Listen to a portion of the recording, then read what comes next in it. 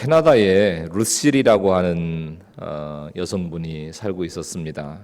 이분이 13살 때 처음으로 나는 의료 선교사로 헌신하겠다 이런 꿈을 가지고 열심히 공부를 합니다. 근데 이 루실은 가진 게 많은 여성이었는데 드디어 이제 잘 나가는 몬트리올 의대에 이제 그 의대생에다가 또 미스 의과대학으로 뽑힐 만큼 출중한 미모를 겸비하고 있었던 사람이었습니다. 그래서 남학생들의 구애가 끊이지 않는 이런 이제 모습으로 살았고, 의술과 미모와 지혜가 곧 돈인 그런 시대에 루실의 앞길이야말로 그야말로 탄탄대로로 열려 있는 이런 여성이었어요. 자, 그러나 여성이라고 하는 이 의사라는 직업을 갖는 것조차 낯설었던 1950년대에 여성이 의사로서 자리를 잡는다는 게 그렇게 만만치가 않았어요.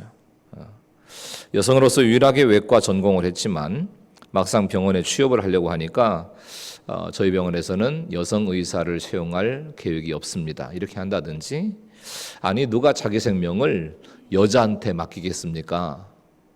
요즘에 이런 얘기하면 큰일 나죠.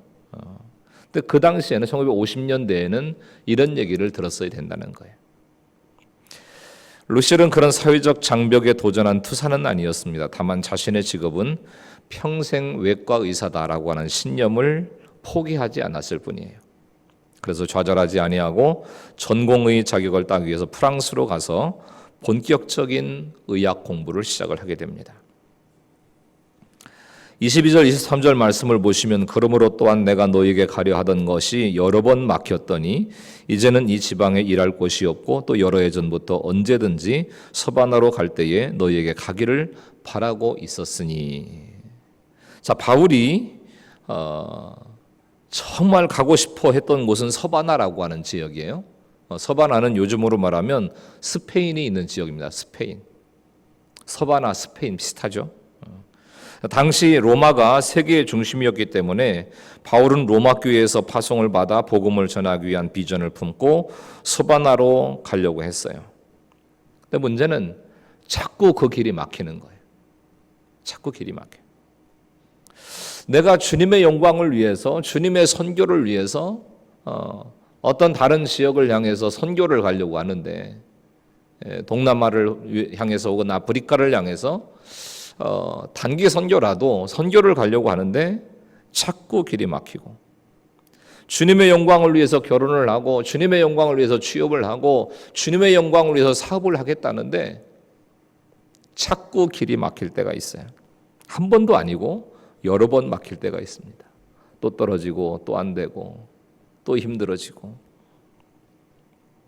그럴 때 주님께서 막힌 길을 풀어주실 때까지 기다리는 것도 사역이에요.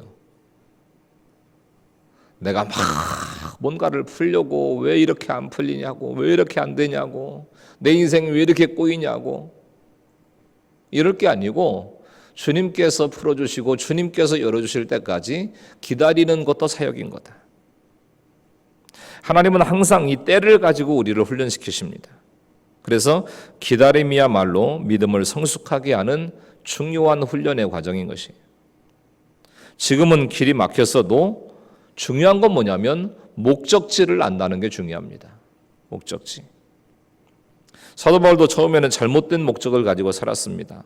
복음 전파의 길을 가는 것을 미련하다고 생각했을 뿐만 아니라 그 길을 가는 사람들을 앞장서서 막았어요. 막을 뿐만 아니라 핍박하고 돌로 쳐 죽였습니다. 바울은 히브리 중에 히브리이고 그 시대 최고의 학벌인 가말리엘의 문화생이었습니다. 그렇게 똑똑한 사람이요, 그 누구보다도 열심히 살았고 철저하게 율법을 지키고 최고의 지식을 가지고 이렇게 살았지만 인생의 목적지를 제대로 모르고 산 거예요. 내 인생의 목적지가 뭐냐? 서바나로 가는 길은 쉽게 찾아지지도 않고 쉽게 열려지지도 않는 길입니다. 수많은 훈련과 과정을 거쳐서 가는 길, 평생을 걸려서 가야 되는 길이 서바나로 가는 길이었던 거예요. 그러나 서바나는 가야만 하는 길이었다. 힘든 일이었지만 100여 년 전에 죽음을 각오하고 우리 한국 땅에 들어온 선교사들이 있어서 지금의 교회들이 있고 지금의 우리들이 있는 거죠.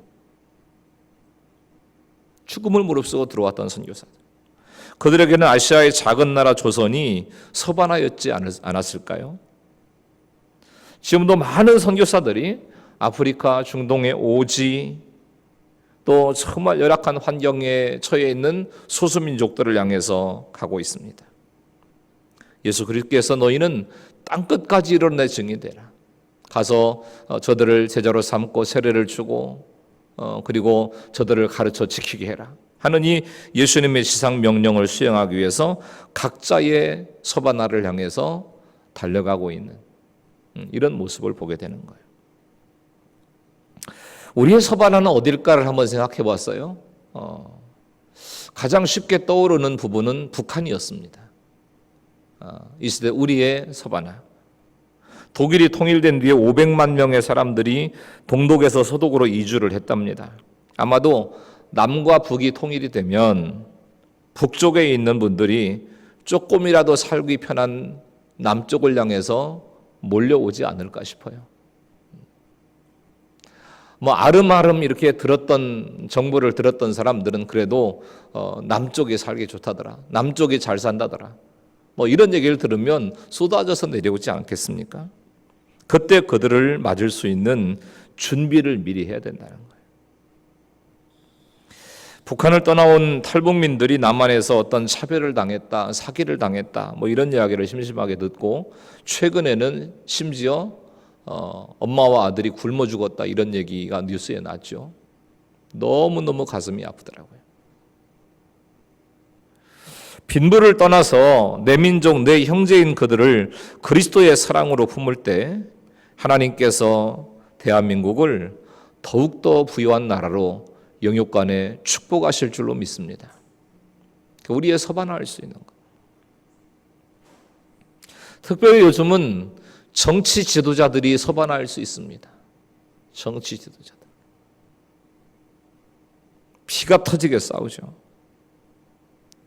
일부러 국민들을 분열시키는 것처럼 보일 때도 있어요. 그러나 저들이 복음으로 거듭날 때 진짜 변화가 일어날 수 있다는 거예요. 내가 일하고 있는 직장, 내 가정이 서바나일 수도 있습니다. 믿지 않는 시댁, 믿지 않는 친정, 우리의 서바나일 수 있는 거예요. 이렇게 각자의 서바나로 가기 위해서 우리는 끊임없이 기도하고 끊임없이 기다리고 끊임없이 노력해야 되는 것입니다. 할 수 있는 모든 방법을 찾아서 그들을 찾아가고 그들을 돕고 그들을 섬겨야 되는 것이 먼저 믿은 우리의 사명인 거예요. 먼저 말씀을 들은, 복음을 들은 우리의 사명인 것입니다. 생각해 보실 것은 복음을 전하려고 해도 길이 막히고 말이 막히고 기도가 막히는 나의 서바나는 누구인가? 생각해 보셔야 됩니다. 막힌 환경을 핑계로 포기하거나 아니면 내가 가진 열심을 가지고 내 길을 만들려고 이렇게 하고 있지는 않는가? 생각해 보시면서 주님께서 가라고 하시는 그 길을 함께 걸어갈 수 있는 우리 믿음의 가족들이 다 되실 수 있기를 예수님의 이름으로 간절히 축복합니다. 23절, 24절은 같이 한번 읽겠습니다. 시작. 이제는 이 지방에 일할 곳이 없고 또 여러 해 전부터 언제든지 서바나로 갈 때에 너에게 가기를 바라고 있었으니 이는 지나가는 길에 너희를 보고 먼저 너희와 사귐으로 얼마간 기쁨을 가진 후에 너희가 그리로 보내주기를 바람이라. 자, 바울이 로마 교회에서 파송받기를 원했던 것은 그들이 자신의 사역에 동역하기를 원했기 때문이에요. 실제로 바울은 서바나에 못 가고 죽음을 맞이했습니다. 서바나에 그렇게 가고 싶어 했는데 못 가고 죽었어요. 그러나 자신의 비전을 함께할 로마 교회가 있었고 지체들이 있었기 때문에 살아생전 서바나에 가지 못해서도 아쉬움이 없었습니다. 앞서 소개드린 루실이라고 하는 분이 프랑스에서 전공의 수련을 하고 있을 때에 피에로 코르디라고 하는 분이 루실을 찾아왔어요. 이 루실에게 의료 선교에 대한 비전이 있다는 것을 알고 우간다에 자신의 병원을 세우려고 하는 이 계획을 가지고 있는데 함께 동참해 줄 수 없겠냐, 이렇게 청을 합니다. 2달 동안의 일정으로 단기 선교를 이제 가서 우간다 사역을 하면서 피에르는 이 앞으로의 사역을 위해서 이 루실이 반드시 필요한 사람이다, 이걸 이제 알게 돼요. 이 의료 선교에 대한 루실의 비전이 그냥 어떤 자기 나름대로의 어떤 그 생각이나 이런 판단이 아니고 하나님이 주신 사명이구나, 이걸 깨닫게 됩니다. 그래서 루실에게 청혼을 해요. 두 사람이 부부이자 동역자가 됩니다. 루실은 어려서부터 의료 선교의 비전을 품었지만 길이 쉽게 열리지 않았다고 했죠. 여성이라고 하는 이유로 취업하기도 어려운데 혼자서 선교를 하는 것은 더욱더 어려운 상황이었을 겁니다. 그래도 꿈을 버리지 아니하고 열심히 공부하고 준비했더니 하나님께서는 최고의 동역자를 허락해 주시고 선교의 비전까지 이루게 하셨다는 것입니다. 우리나라 조선에 이 선교를 왔던 언더우드 선교사도 한국에 들어올 때는 총각으로 들어왔답니다. 근데 약혼자까지 한국으로 들어와서 결혼을 하고 함께 동역하는 동역자의 삶을 살았다는 거예요. 바울은 로마에는 잠깐만 들릴 생각이었다고 그랬어요. 그래서 너희와 사귐으로 얼마간 기쁨을 가진 후에 떠나겠다, 이렇게 얘기를 했습니다. 근데 사실 그 당시에 세계 최고의 도시고 한 번도 가보지 않았던 곳인데 오래 머물면서 새로운 문화를 경험도 하고 세계 최고의 도시에서 생활도 해보고 그러면서 충전도 하고 하면 좋을 텐데, 바울은 지식과 선생이 풍부한 그 로마 교회를 잠깐 교제할 이제 대상으로 생각을 했다는 것입니다. 결국 로마 교회는 바울에게 도움을 주지를 못했어요. 무슨 뜻이냐면 주님의 일을 하면서 사람이나 교회 자체가 의지의 대상이 되면 안 된다는 거예요. 모교회니까 도와주겠지, 나하고 이런 관련이 돼 있는 사람이니까 도와주겠지, 이게 아니라는 겁니다. 교회 안에서도 나를 도와줄 것 같은 사람이 있죠. 저 사람은 부자라서 도와줄 수 있을 거야, 저 사람은 말을 잘해서 도와줄 수 있을 거야, 저 사람은 성경을 많이 알아서 도와줄 수 있을 거야, 저 사람은 기도를 많이 하는 사람이니까 도와줄 수 있을 거야. 그래서 오래 교제하고 싶고 그래야 내가 뭔가를 할 수 있을 것 같은 그런 생각이 있을 때가 있어요. 그러나 그런 생각으로 교회에서 교제를 하다 보면 상처를 받기가 쉬워요. 중요한 건 교회나 사람은 도구일 뿐인 거예요. 도구일 뿐이다. 잠깐의 교제로 위로와 격려를 받을 수는 있지만 교회가 도와주고 사람이 도와줘서 사명을 감당하는 건 아니다. 사람이 도와주고 교회가 도와줘서 사역하는 게 아니라는 거예요. 사람이 아니라 하나님의 일에 관심을 가질 때 진짜 교제가 가능한 것입니다. 하나님의 일에 관심을 가는, 입시와 결혼과 취업을 통해서 어떻게 하나님 나라가 이루어지고 내가 쓰임받을 것인가를 생각해야 제대로 도움을 주고받는 동역자가 될 수 있다는 거예요. 근데 이 사람은 이러니까 저 사람은 저러니까 그래서 오랫동안 교제하고 싶다, 이건 서로가 서로에게 상처가 될 수 있는 가능성이 높은 것입니다. 생각해 보겠습니다. 가정과 교회에서 복음 전파를 위해서 함께 기도하고 돕는 동역자가 있냐? 그리고 중요한 것은 나는 누군가의 동역자가 되고 있는가라고 하는 거예요. 누군가의 동역자가 되고 있는가? 우리 교회에 남선교회도 있고 여선교회도 있잖아요. 근데 그거는 원래 전도회죠. 남전도회, 여전도회.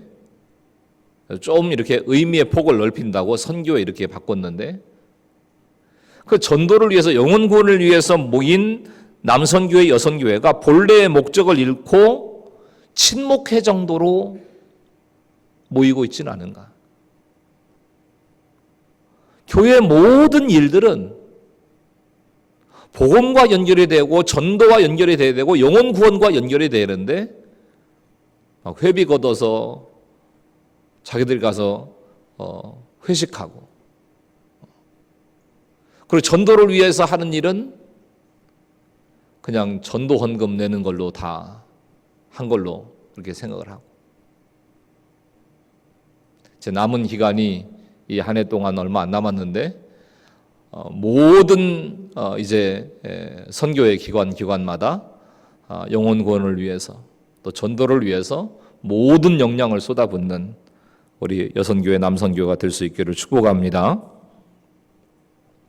그 다음에 25절 26절을 보니까 그러나 이제는 내가 성도를 섬기는 일로 예루살렘에 가노니 이는 마게도냐와 아가야 사람들이 예루살렘 성도 중 가난한 자들을 위하여 기쁘게 얼마를 연보하였습니다. 자, 서바나로 가는 대단한 비전을 가지고 있어도 먼저 섬겨야 될 대상이 있다는 거예요. 사소해 보이지만 먼저 순종해야 되는 일이 있다는 것입니다. 사도 바울은 동족 예루살렘을 도우러 간대요. 자, 예루살렘 교회에서 바울을 파송하지 않았습니다. 예루살렘 교회는 바울의 모교회입니다. 모교회. 근데 모교회에서 선교사로 파송받지를 못했어요. 이방인 교인 안디옥 교회에서 바울을 파송합니다. 오히려 예루살렘은요, 바울을 잡아 죽이려고 하는 유대인들이 득실득실한 곳이에요. 바울의 사역을 동역해 주기는커녕 섬기고 도와주기는커녕 죽이려고 하는 사람들이 더 많았다는 거예요. 그래도 바울은 늘 예루살렘을 기억하고 사랑했어요. 예루살렘에 가난과 흉년이 찾아왔다는 소식을 듣고 이방인 교회가 예루살렘 교회를 돕기 위해서 헌금을 합니다. 바울이 지금 드려진 헌금을 가지고 예루살렘을 향해서 가고 있는데, 이때 마게도냐와 아가야 성도들이 모은 헌금이 이방인 헬라에서 유대로 가는 첫 번째 선교 헌금이었습니다. 그러니까 선교지에서 모 교회를 돕게 된 거예요. 우리가 남아공 선교사님을 지원하고 또 이제 다른 이제 선교지의 선교사님들을 지원하고 하는데, 그 선교지에서 우리 교회를 돕겠다고 헌금을 가지고 오는 거예요. 어쩌면 예루살렘 교회는 이방 교회에 도움 받는 게 자존심 상할 수 있어요.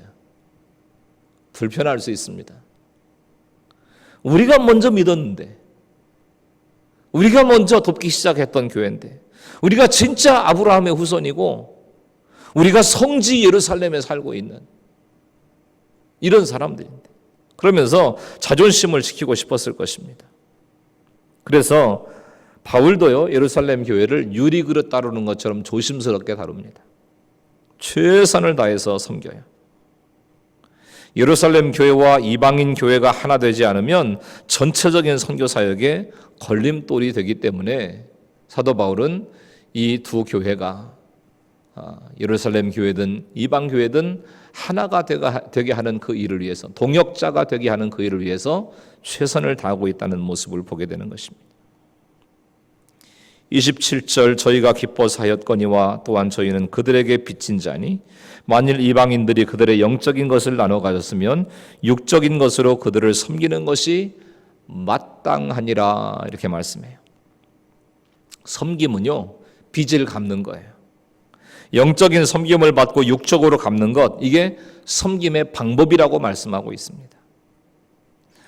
우리 한국교회는 아펜젤러 언더우드를 파송한 미국의 많은 교회 앞에 기도와 헌금의 빚을 지고 있습니다.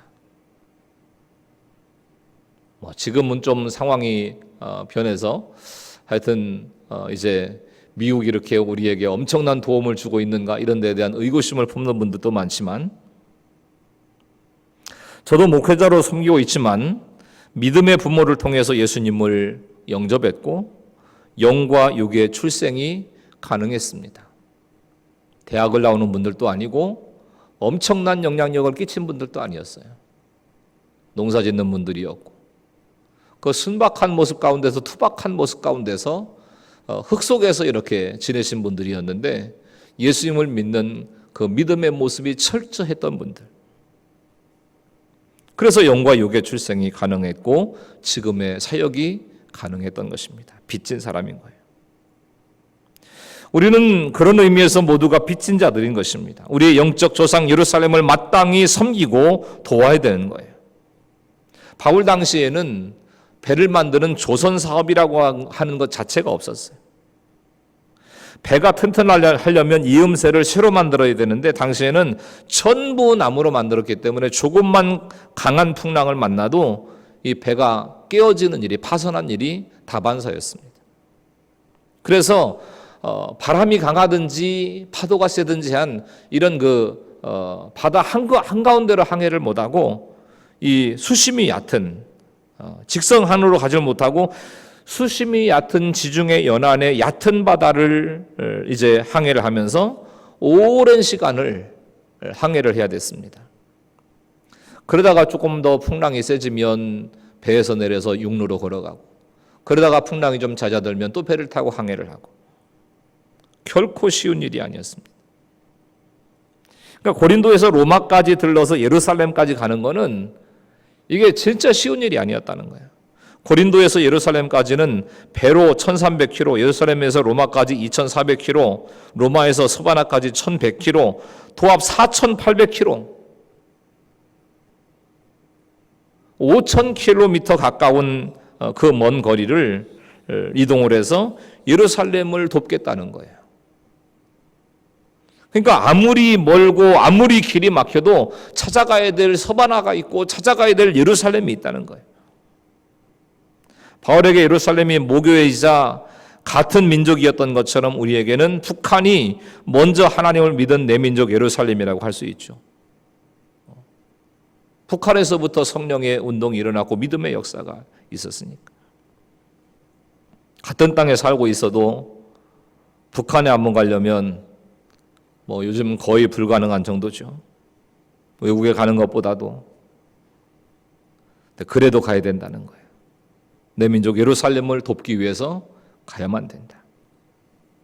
그런 열정을 가지고 돕고자 할 때에 함께 동참하는 마게도냐와 아가야가 있다는 것입니다. 그런데 이 마게도냐 교인들이 돈이 많아서 동정한 게 아닙니다. 돈이 많아서 헌금한 게 아니었어요. 고린도후서 8장 1절부터 2절 말씀을 보시면 이렇게 말씀합니다.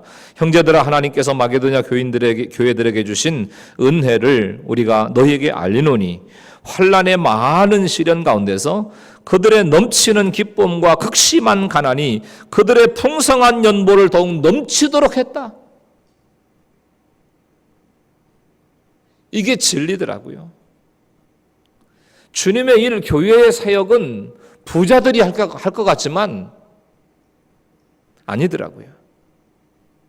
마게도냐 교인들이 극한 가난 중에도 바울의 마음을 공감했기 때문에 기쁨으로 자기의 것을 헌신하고 드렸다는 것입니다. 심지어 극한 가난 속에 있는 마게도냐 성도들도 동참을 했으니까 로마 교회에 선생도 많고 지식도 많고 또 물질적인 풍요도 있는 로마 교회 너희들도 동참을 해라. 이런 이제 의미가 들어 있었던 거죠. 우리 교회도 엄청난 부자가 있질 않아요. 대단히 여유 있는 분들이 있지 않습니다. 때로는 환난당하고 빚지고 원통한 분들이 모였어요. 그런데도 주보 보시면 18개의 교회와 선교사님들 또 선교기관들을 작지만 섬기고 기도하고 있습니다. 어떤 분은 이렇게 얘기합니다. 선교는 국력이다. 선교는 국력이다. 어떻게 섬기고 돕고 헌신하고 희생할 수 있느냐라고 하는 것이 국력이라는 거예요. 선교야말로 우리 신앙의 결론일 수 있습니다. 꼭 무슨 북한 선교, 해외 선교 이런 거 아니라도 우리 교회 안에서라도 선교가 가능할 수 있는 거죠. 내가 섬겨야 될 사람을 바라보고 또 실행하는 삶의 모습. 이 엄청난 사역 가운데 정말 어떻게 보면 우리 교회도 마게도냐 교회와 같고 아가야 교회와 같은 이런 교회지만 이 엄청나고 이제 영광스러운 사역에 동참하게 하신 하나님 앞에 모든 찬양과 영광을 올려드립니다. 더 큰 헌신과 충성의 모습이 우리 교회를 통해서 흘러가게 될 줄로 믿습니다. 28절부터 29절입니다. 그러므로 내가 이 일을 마치고 이 열매를 그들에게 확증한 후에 너희에게 들렀다가 서바나로 가리라. 내가 너희에게 나갈 때 그리스도의 충만한 복을 가지고 갈 줄 아노라. 자, 캐나다 의료 선교사이자 선교사 루실이 활동을 하던 1960년에서 80년대 우간다는 끊임없는 내전이 벌어지고 있었던 상태였어요. 독재자 이디 아민의 폭정이 극에 달했고 우간다 인구 중에 15만 명 이상이 에이즈에 감염된 이런 상태였습니다. 의료진의 도움이 절실하게 필요한 그곳에서 루실은 35년 동안에 3만 차례의 외과 수술을 집도를 합니다. 어마어마한 거예요. 3만 차례. 찢고 꿰매는 이 바느질 기술이 필요한 외과술이야말로 여성에게 가장 적합한 것이라고 하는 그녀의 신조가 많은 사람을 살리고 회복시킨 것입니다. 하지만 내전의 상황 가운데서 병원도 성역일 수가 없었는데 반복되는 쿠데타와 내전으로 반군과 정부군이 번갈아서 병원에 쳐들어와서 총을 겨누고 의료품을 약탈하고 의사와 간호사들을 납치해 갑니다. 그래도 루실은 수술실을 떠나지 아니하고 부상병들과 환자들을 치료했습니다. 그리고 그렇게 환자들을 치료하는 가운데 이게 외과적인 수술이라고 하는 게 뭐 찢고 꿰매고 하는 이런 일들이기 때문에 혈액을 통해서 이렇게 접촉해야 되는 일들이 많으니까 결국은 자기 자신도 에이즈에 걸려요. 수술하다가 자기도 이제 에이즈에 걸립니다. 루실의 이 존재는 피비린내 나는 내전의 한가운데 있을 때에는 별로 그렇게 빛나 보이지 않았어요. 알려지지 않았습니다. 그런데 그녀가 에이즈에 감염이 돼서 마지막 생의 모습을 불태우고 있을 때 비로소 세계는 그녀를 주목하기 시작합니다. 루실은 이렇게 얘기합니다. 내가 유방암에 걸렸다면 세상의 모든 사람들이 나를 얼마나 사랑하는지 모르고 죽을 뻔했다. 자기가 에이즈에 걸렸기 때문에 얼마나 많은 사람들이 자기를 사랑하는지를 깨달았다는 거예요. 죽음의 병을 통해서 보지 못했던 많은 것들을 보고 큰 사랑을 받던 루실은 1996년 자신의 모든 젊음과 열정을 바친 라코어 병원 무화과 나무 아래 묻힙니다. 동역자이자 남편이었던 피에로는 루실의 전기 서문에서 그녀가 젊었을 때 품었던 선교사의 꿈을 포기하지 않았다는 사실, 그리고 혼란에 빠진 아프리카 오지를 휩쓸고 다니다가 마지막에는 에이즈에 맞서서 용감하게 싸우고 이제 하나님 품에 안겼다는 사실을 알리고 싶다고 했습니다. 그리고 남편이었던 그 역시 2003년 부활주일 아내 옆에 나란히 묻혔다는 거예요. 루실은 이렇게 얘기합니다. 우리는 꿈을 꾸고 실현시키고 사랑할 수 있답니다. 산다는 걸 두려워해서는 안 돼요. 심지어 에이즈와도 함께 살아갈 수 있어야 합니다. 하나님을 믿는 나는 누구에게나 그리스도의 축복을 줄 수 있는 인생입니다. 에이즈에 걸려도 암에 걸려도 부도가 나도 사람에게 버림을 받아도 우리는 그리스도의 충만한 축복을 줄 수 있는 인생이라는 거예요. 내 안에 복음이 있기 때문에, 내 안에 예수님이 살아계시기 때문에. 바울이 예루살렘 교회에 주려고 했던 충만한 축복이 뭐였을까요?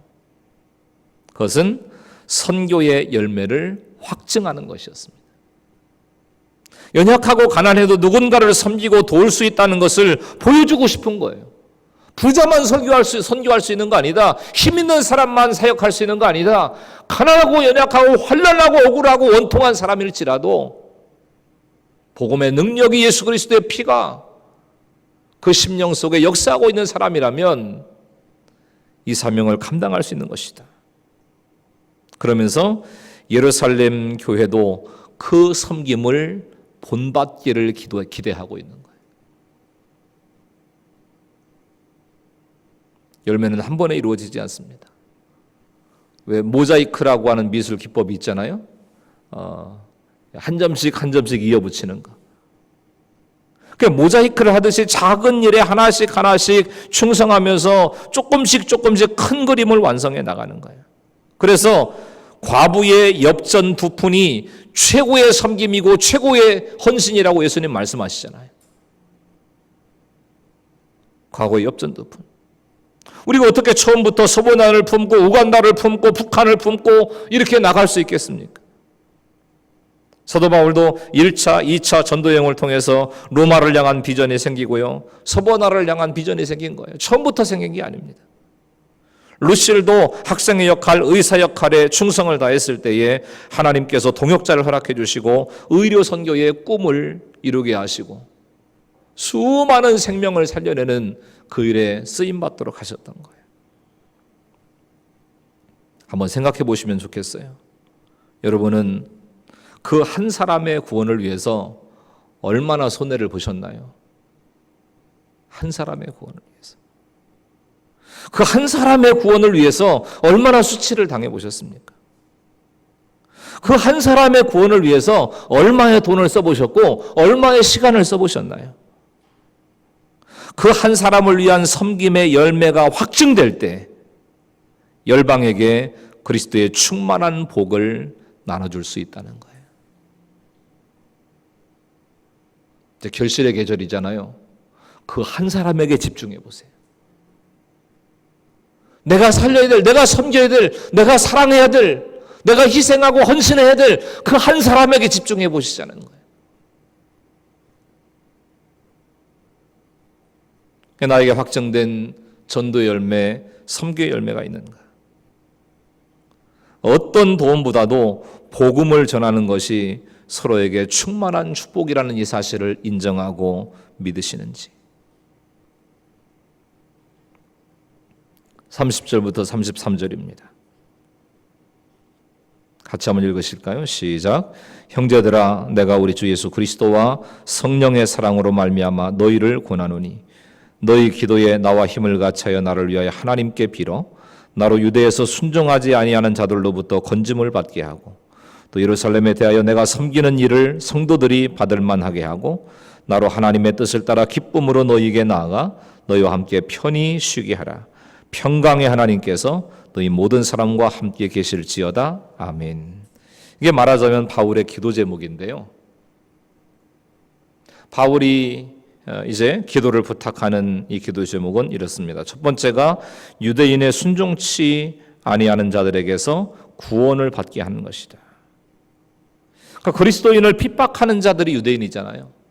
이 사람들이 바울을 죽이려고 할 것이기 때문에 그 문제를 놓고 기도해달라. 이렇게 기도 부탁을 하고 있는 거예요. 그리고 두 번째는 예루살렘에 대한 섬김이 받음직하게, 받을만하게 이렇게 얘기하고 있는데 이 마게도냐, 아가야 이런 교회들에서 모금한 헌금을 가지고 가는데 예루살렘 교회가 자존심 내세우고 튕기지 말고 잘 받게 해달라고 이렇게 기도를 하고 있는 것입니다. 그러니까 헌금을 할 때도 기도가 필요하지만 헌금을 쓸 때는 더 큰 기도가 필요한 거예요. 이게 엉뚱하게 쓰여지지 않게 해달라고. 더 중요한 것입니다. 세 번째는 바울은 로마 성도들과 함께 편히 쉬기를 원했어요.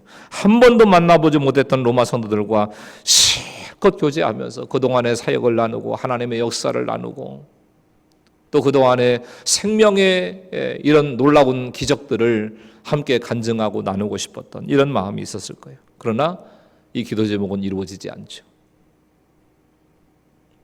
이루어지지 않습니다. 바울의 기도 제목을 정리하면 생명의 위험에 대한 기도, 사역의 성공을 위한 기도, 개인적인 필요를 위한 이 세 가지의 기도로 요약할 수가 있어요. 루실과 같은 선교사님들을 위해서 우리도 그 세 가지 기도를 함께 드릴 수 있어야 합니다. 바울이 나와 함께 힘을 같이하여 하나님께 빌어달라 이렇게 얘기한 것은 함께 생명을 건 기도를 청하고 있는 것입니다. 그냥 뭐 해외에 있는 선교사님들, 뭐 어느 작은 교회 이제 목사님들, 또 어떤 선교기관의 책임자들 하나님 도와주시고 함께 해주세요. 이 정도가 아니라 정말 그들과 함께 생명을 나누고 동역하는 생명을 건 기도에 동참해달라. 이런 기도의 요청을 하고 있는 것입니다. 사랑하는 여러분, 바울처럼 로마에 가고자 하는 기도가 이루어지지 않을 수도 있고요. 로실처럼 에이즈에 혹은 병에 걸려서 죽을 수도 있습니다. 그래도 우리가 함께 기도할 때 하나님의 평강이 그리고 하나님께서 가시는 그 섬김의 열매가 확증되어지는 놀라운 역사가 우리 가운데 함께할 수 있다는 이런 사실을 기억하면서 하나님께서 오늘도 우리를 향해서 너는 어디를 향해서 갈 거냐? 너의 서바나는 어디냐? 너의 예루살렘은 어디냐? 이렇게 물으실 때 나의 서바나를 향해서 나의 예루살렘을 향해서 하나님 가라고 말씀하시면 가겠습니다. 고백하시고 구원받을 그 한 사람을 향해서 나가실 수 있는 저 여러분 모두가 다 될 수 있기를 예수님의 이름으로 간절히 축원합니다. 할렐루야.